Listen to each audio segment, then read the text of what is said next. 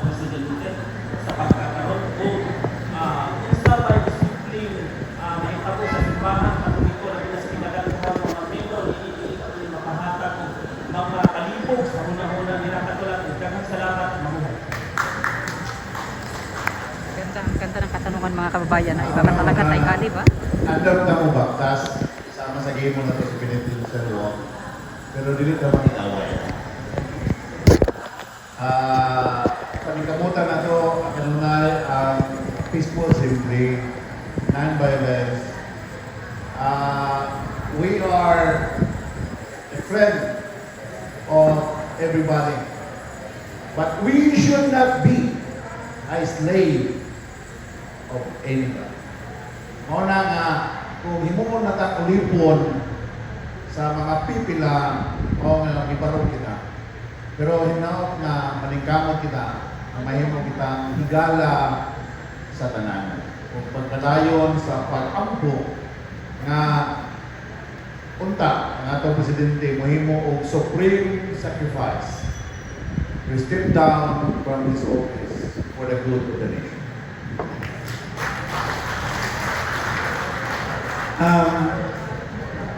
Mga kaigsunan, ang baruglay ko andam nga mo pasibyan ini sa kadalanan, andam baktas ang baruglay ko kauban ninyo. Kini subay sa ato ang maampuon nga peaceful na paghimuon ng mga rally. Daghan ka nato ang mga Pilipino, bisan dili mga Katoliko, daghan ka nato mga Kristiyano ang gikapoy na, di ba? Tungod kay gikapoy na kita, kay wa na namao, wa na klaro, niundang kita. Busa mga igsuon, bago kita isip mga layko, o ipadayon nato ang atong tinguha alang sa kamatuoran. O hinaot, no? Kita makaedukar sa ato ang mga silingan, mga kauban nato sa GKK, o mga kauban nato sa atong panimalay, o mubarog kita subay sa ato ang pagtulunan sa simbahan.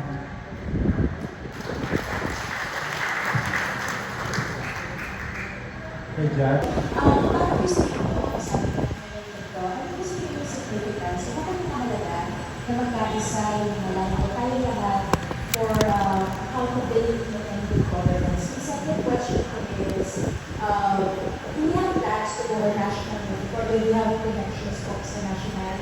And number three po, kung meron po tayong mensahe para po sa mga kababayan natin na gusto ko makaisa sa inyong cause, ano po yung messages na po para po sa kanila?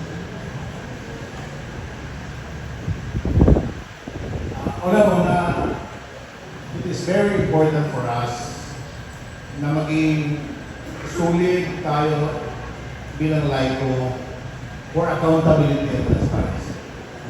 And that's why we are here. That's why we are here kay kadhan na itong nadungog na mga aligasyon o klaro, ingon pa nila ay mga isulti nga hindi ko no pwede magamit sa korte. Apan klaro na pwede tuhuan sa mga tao nga hinungdan sa korupsyon. O gani, mao na nga nakakita karon. Dapat hiusa kita, dapat hiniusa atong lihok sa panawagan na undangon ang korupsyon. Ikaduha, naman kita chance na moabot kita sa national level sa panawagan ini sa atong ubang mga laiko o wala lang kita connection. Diri sa states of Davao, pipila lamang kami ang istorya nini o nag-trigger din sa ubang interes sa ubang mga tao.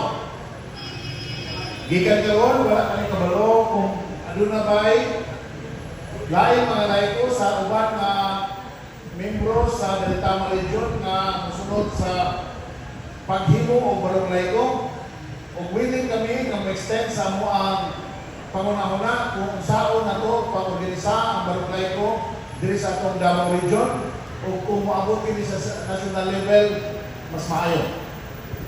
Aron na ipakita na to na wala na kita nalipay sa nahitabo sa atong nasod karon. So, hinawag ta na maghahimusa kita dili una sa States of Davao o kung mo extend man din sa uban, Ginoo na ang may balon niya. Ay, ito ay katulong.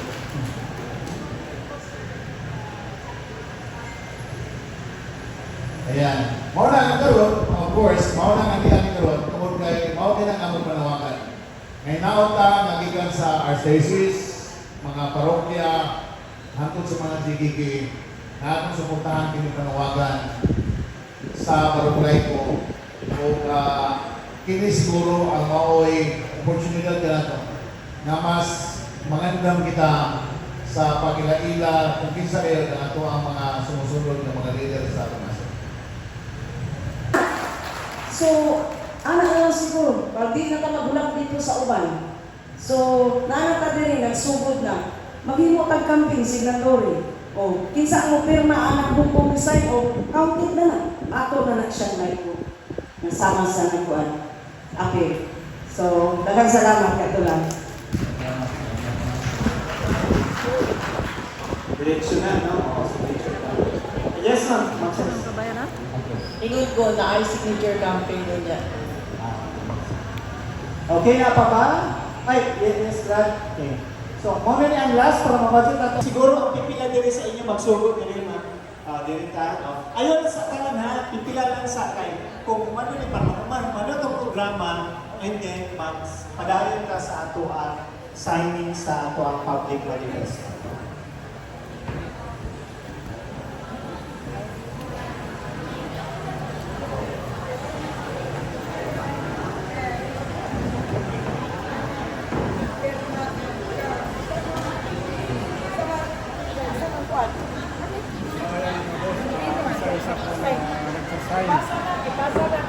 Signature campaign for BBM resign, mga kababayan, ha?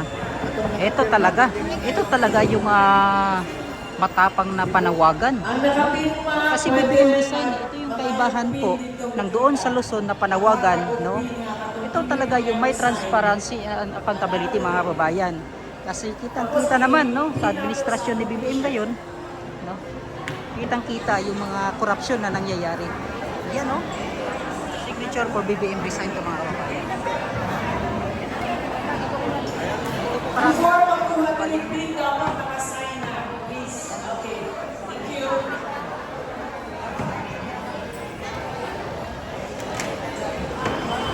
Dito rin sa kabilang, meron din, mga kababayan. Okay. Dili sa tamanindog ha, sa first part lang sa akin, kaya para i-close na to atong programa and then magpadayon to og-sign ha, to same time. Pakipasa lang itong pen katong nahuman na. Pakipasa sa ay, sa isa lang nakapin ha.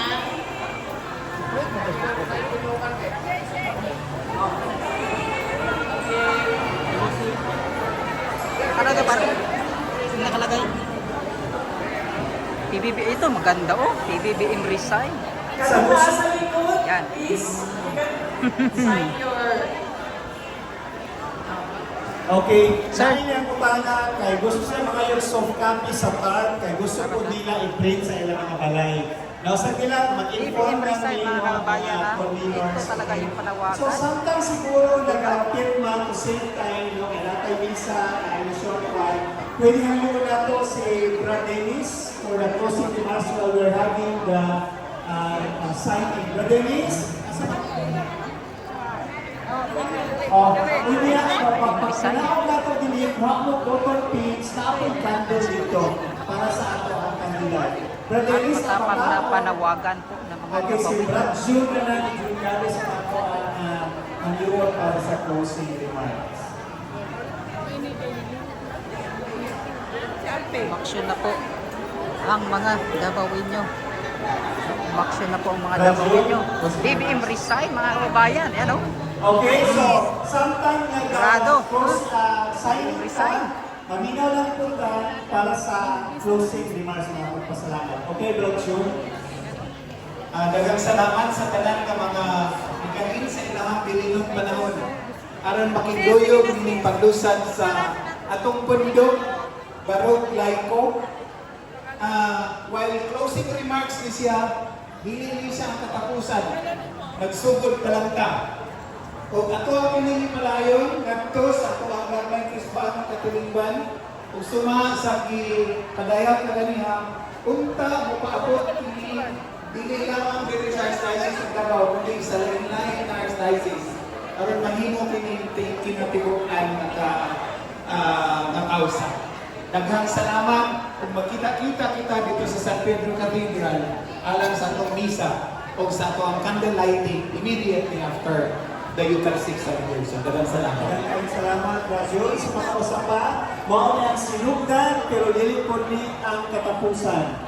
Nagpadayon ang ato ang panawagan, BBM Resign. Hindi lamang yan ang BBM, kundi accountability, transparency sa atong tanan ng mga government officials. Daghang salamat po. So ito mga kababayan na isa pa lang po ito, no? Lahat po ng mga membro, lahat po ng simbahang Katoliko na dito po sa Davao City ay nagsama-sama para po sa panawagan, no? At may signature campaign pa para patalsikin itong si BBM, no, sa kanyang pwesto. Yan, magandang panawagan, talagang klarong-klaro, no? May BBM design. Ito yung kaibahan sa Maynila, sa Luzon, at dito po sa Davao City. Talagang ito, matapang na panawagan yung kanilang ginagawa.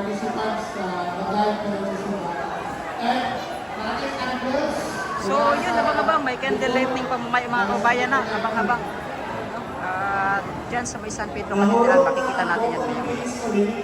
Let's go! Well, of course, kailangan talaga mapanagot. That's why